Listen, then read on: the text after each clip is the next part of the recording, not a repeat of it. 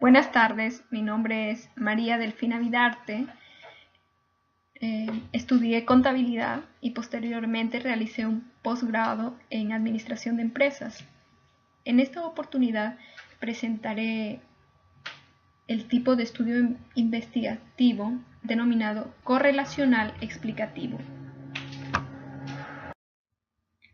Entre los objetivos de aprendizaje que se pretenden alcanzar tenemos presentar las nociones referentes al estudio correlacional explicativo y entre los objetivos específicos presentar las características, procedimientos, ventajas, desventajas, entre otros. Iniciaremos destacando las principales diferencias entre estos dos términos que se suelen confundir: correlación y causalidad.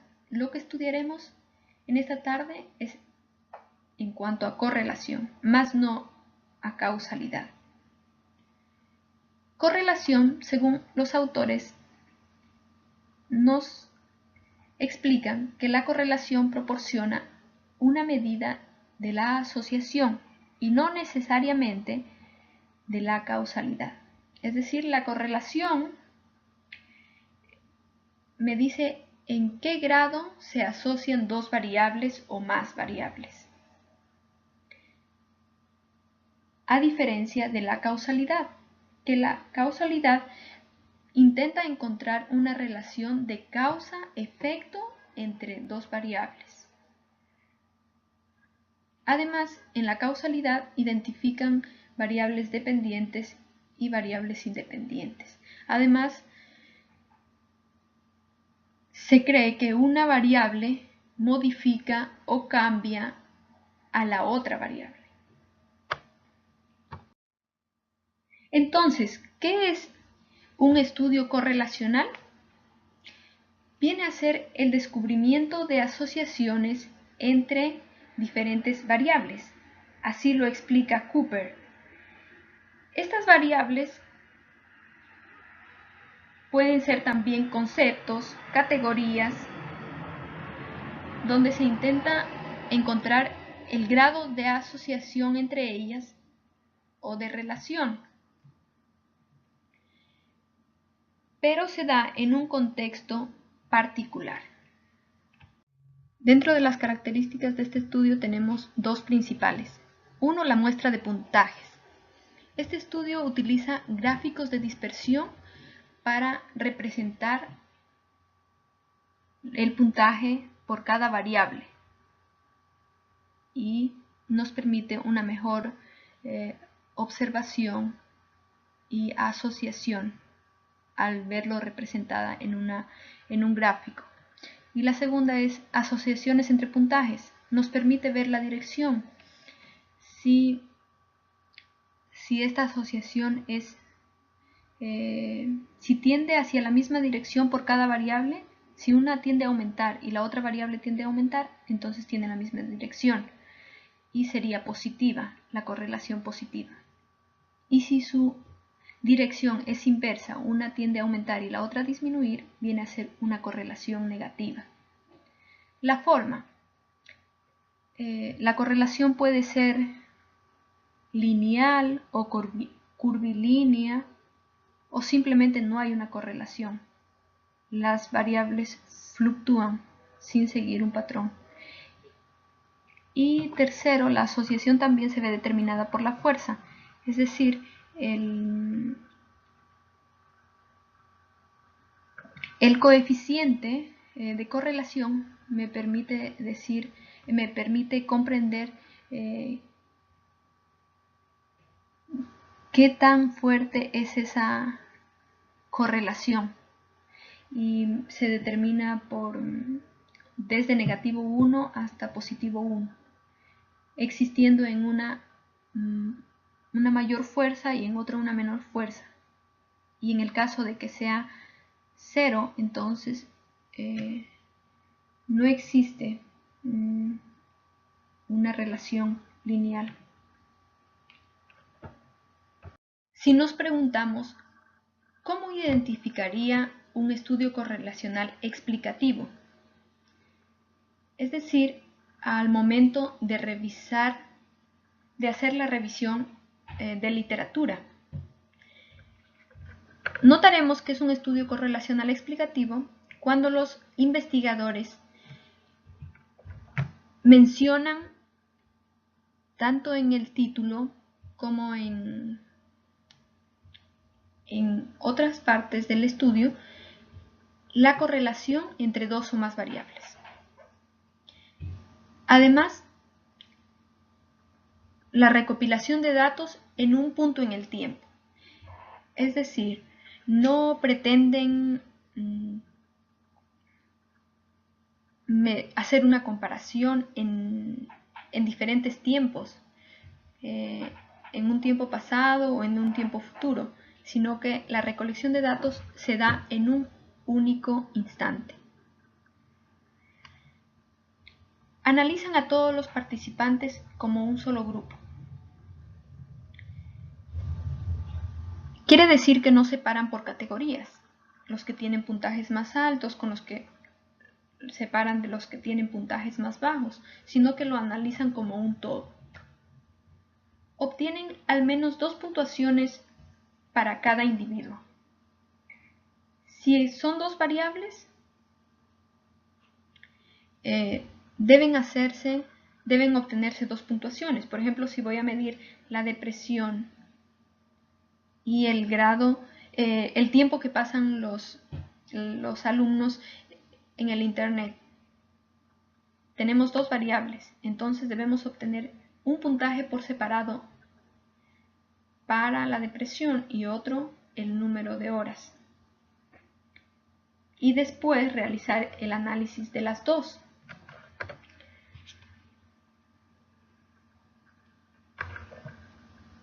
Luego tenemos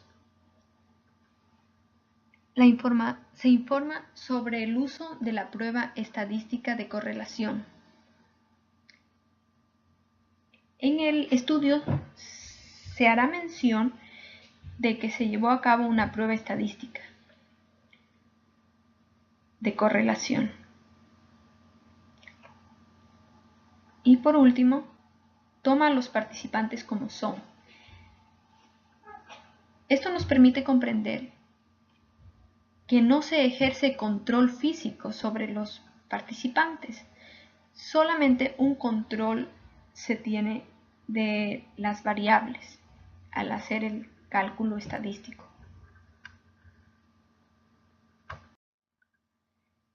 El procedimiento que se sigue es de medición, cuantificación y análisis.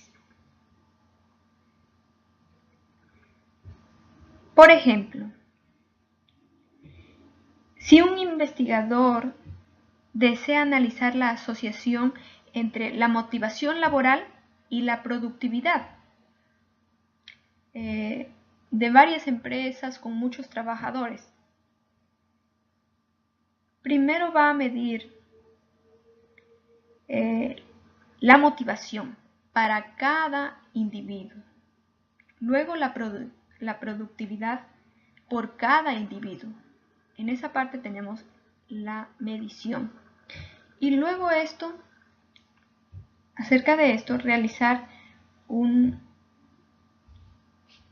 correlación estadística y determinar el coeficiente. Y en base a esto, analizar si los trabajadores con mayor motivación son o no los más productivos. Pero debe comprenderse que este tipo de análisis debe hacerse sobre los mismos individuos. Es decir, si los trabajadores son puertorriqueños, en ellos se debe medir el grado de motivación y en los mismos se debe medir el grado de productividad.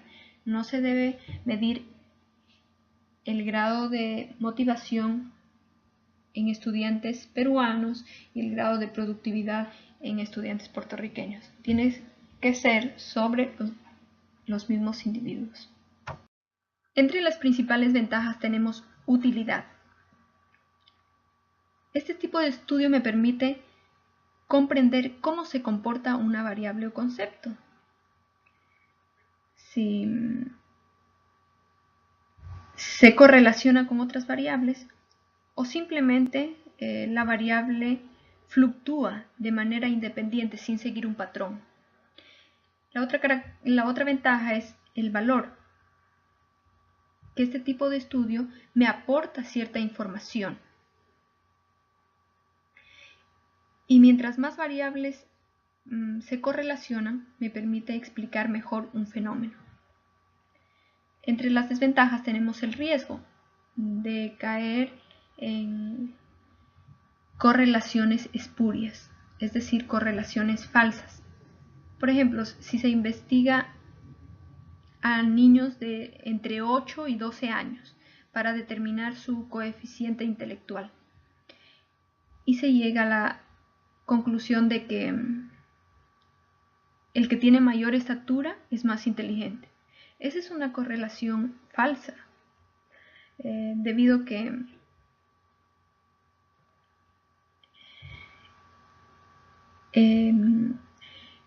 el que tiene mayor estatura sea el que tiene mayor edad, por ejemplo, que tenga 12 años.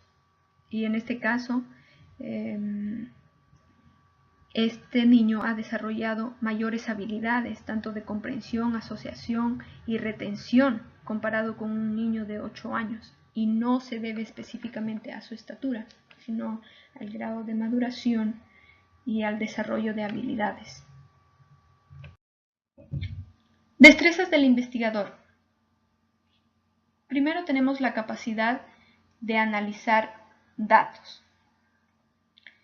Segundo, la habilidad para identificar correlaciones espurias, es decir, identificar correlaciones falsas y no llegar a resultados erróneos. Y la tercera, capacidad para interpretar resultados de pruebas estadísticas. Sin duda, el investigador de estudios correlacionales debe tener conocimientos sobre estadística e interpretar pruebas estadísticas. En el siguiente ejemplo se observa que tenemos 10 participantes. Primero medimos las horas que pasan en el internet durante la semana estas personas. Para eso les preguntamos a cada uno y ellos expresaron las horas que están aquí representadas. Después se mide la depresión. Esto se hizo a través de 15 preguntas. Cada pregunta tenía la posibilidad de responder de 1 a 5 a través de una escala de Likert, y esos son los puntajes que se presentan. Al final vemos una media, un promedio. Del número de horas se tiene un promedio de las 10 personas de 9.7 y de depresión de 29.3. Si nosotros unimos esos dos promedios, en el eje horizontal 9.7 y en el eje vertical 29.3, y los unimos, ahí tenemos donde se intersecan estos puntos. Entonces observamos que la correlación se torna lineal. ¿Y cómo determinamos si una variable tiende a aumentar y la otra tiende a aumentar o tiende a disminuir? Es decir, si tienen una correlación positiva o negativa. Observemos, por ejemplo, el caso de Patricia. En el eje horizontal 5 y es el número de horas, y en el eje vertical la depresión 18. Nosotros vemos que 5 está por debajo del promedio, que es 9.7, y 18 está por debajo del promedio 29.3. Entonces ambas tienden a disminuir. Entonces determinamos que tiene una correlación positiva. porque se mueven en la misma dirección. Seguidamente, las referencias. Espero que esta exposición haya sido de su agrado.